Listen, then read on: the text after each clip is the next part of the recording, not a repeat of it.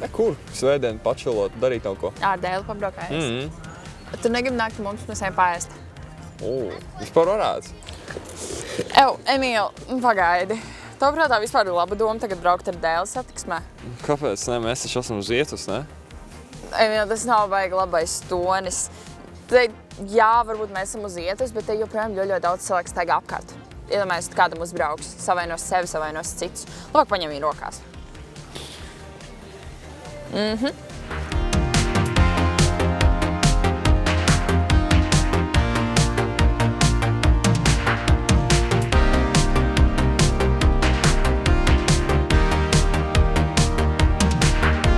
No kurienes vispār tu iemācījies visu tās gudrības? Atceries pirms gada, varbūt 2, es ļoti interesējos braukt ar motorolleri. Un, lai es to darītu, man bija jāmācās teorija un ceļa satiksmes noteikumi un dažādi likumi. Un es šajā mācību procesā sapratu, ka tas ir tik vērtīgi to zināt ne tikai cilvēkiem, kas pārvietojas kaut kādiem transporta līdzekļiem, bet arī tev kā gājējam, un paskaties, pat šitie ten visi dēļi ir satiksmes dalībnieki.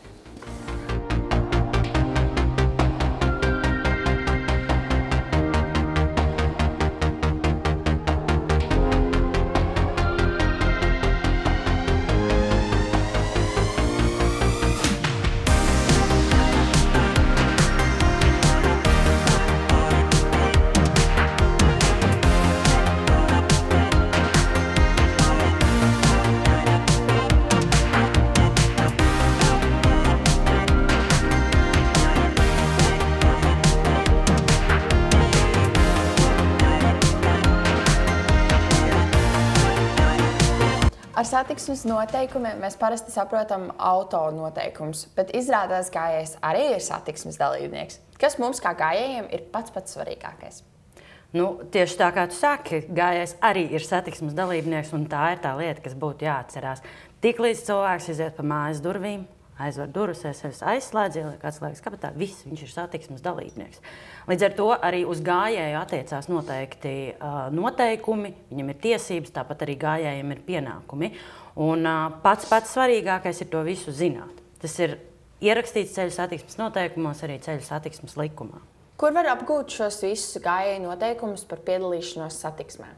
Pamatavots droši būs šie paši jau minētie ceļu satiksmes noteikumi un ceļu satiksmes likums, bet būsim atklāti, tas mazais knauķis, kas iet pa ielas, noteikumus nelasīs. Viņš vienkārši nevar izlasīt to. Ja?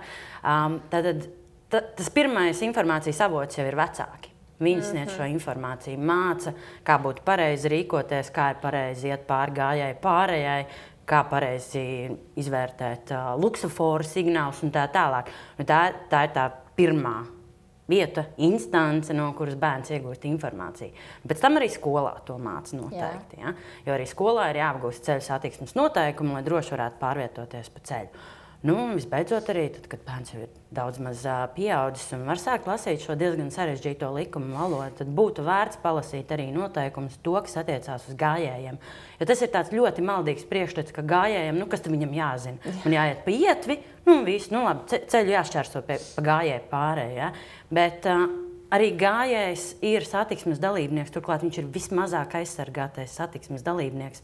Un ja gājējs pats rīkojās nepareizi, tad pastāv ārkārtīgi liels risks nokļūt negadījumos, ciest ceļu satiksmē un visbeidzot arī ar ļoti traģiskām beigām. Līdz ar to arī gājējam ir jāzina tās lietas, ko viņš drīkst un ko viņš nedrīkst darīt. Par autovadītājiem viss ir skaidrs. Ja autovadītājs brauc stipri ātrāk vai neievēro ceļu satiksmes noteikumus, ir jāmaksā sods. Bet kā tad ir ar gājējiem? Gājējiem nevar tur uzlikt sodu par ātrāku iešanu, vai tad var?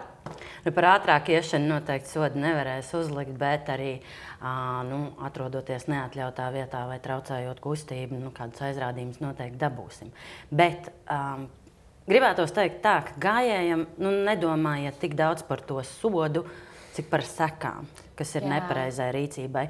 Jo kāda ir izvērtējot to sods, naudas sods, tur, neatkarīgi no tā, cik liels, tas nebūs nekad tik liels un tā vērtība būs daudz zemāk tam sodam nekā iespējamām sekām. Jo, ar kādu summu mēs novērtējam gājēja dzīvību? vai laustu kāju, vai kādus citus savainojumus. Līdz ar to šajā gadījumā tiešām es iesaku nedomāt par to, kāds ir sods, bet par to, kādas var būt sekas. Vai, piemēram, skateris ir braucējs vai gājējs? Nu, lūk, tā ir tāda pēc ceļu satiksmes noteikuma izpratnē. Skaters ir gājējs. Arī tas, kurš pārvietojās ar skrituļslidām, skrituļdēli, skrējriteni parasto vai jebkādu citu sporta inventāru, kas ir uz ritentiņiem, šie satiksmes dalībnieki ir gājēji. Tas var būt šķietā mazliet pretēji intuīcijai, jo viņi ir uz riteņiem un brauc, ja? Bet pēc būtības viņi ir gājēji. Līdz ar to viņiem ir jāpārvietojās pa ietvēm, pa tām ceļa daļām, kas ir paredzētas gājējiem, ar vienu izņēmumu. Gan braucot ar skrituļdēli, ar skrituļslidām, drīkst pārvietoties arī pa velosipēdu ceļu.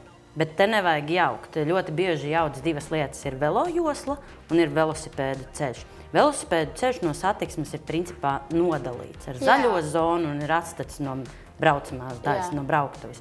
Velojosla savukārt ir tā josla, kas ir izvieta ceļa malā. Jā. Tieši tā, ceļa malā viņi ir norobežota ar nepārtraukto ceļa apzīmējumu, un tur gan nedrīkst pārvietoties ar skrituļdēli vai skrituļslidām, jo tas ir tuvāk mašīnām, tuvāk transporta līdzekļiem, un tā bīstamība ir daudz lielāka. Ja? Vēl jau vairāk tādēļ, ka skrituļslidas, tāds iesācējs skrituļotājs īsti nevar novaldīt. Potenciāli ir vairāk kritienu, arī tas pats attiecās arī uz skrituļdēli. Tāpēc ar skrituļslidām un skrituļdēli labāk tomēr pārvietojamies pa ietvi vai pa velosipēdu ceļu. Bet te arī jāņem vērā, pārvietojoties pa ietvi un tur, kur atrodas gājēji, viņš nedrīkst traucēt gājējiem. Tas nenozīmē, ka tagad man ir skates un es tā forši ap visiem apbraukšu apkārt. Noteikti nē, mēs pārvietojamies gājēju pārvietošanās ātrumā un braucam tā, lai mēs neradītu risku šiem gājējiem un paši sev arī. Redz, kā sanāk, mēs visi esam ceļa satiksmes dalībnieki, neatkarīgi no tā, vai mēs pārvietojamies ar kājām, auto vai velo. Un tad, kad mēs esam satiksmes dalībnieki, respektīvi tieši tajā momentā, tad, kad mēs izējām ārā no mājas durvīm, vienmēr pārliecinies un padomā par savu un citu cilvēku drošību. Un ja gadījumā tu ej pāri ceļām vai vilcienu sliedēm, pārliecinies, ka ceļš no abām pusēm ir labi pārredzams un ka tev netuvojas transporta līdzeklis. Kaut kas aizsats ceļa redzamību? Pāri bīgi tālāk. Neriskē ar kaut kādiem stulbiem izgājieniem un sākumā pārliecinies, ka mašīna nav aiz līkuma. Un ja gadījumā tuvojas vilciens, neskrien pāri tām sliedēm. Tu vari nepaspēt. Un nelūri telefonā. Šo laikam mēs jums atgādāsim katrā raidījumā. Un atcerieties, ka ceļa satiksmes noteikumi nav domāti, lai mūs ierobežotu, bet gan mūs maksimāli pasargātu.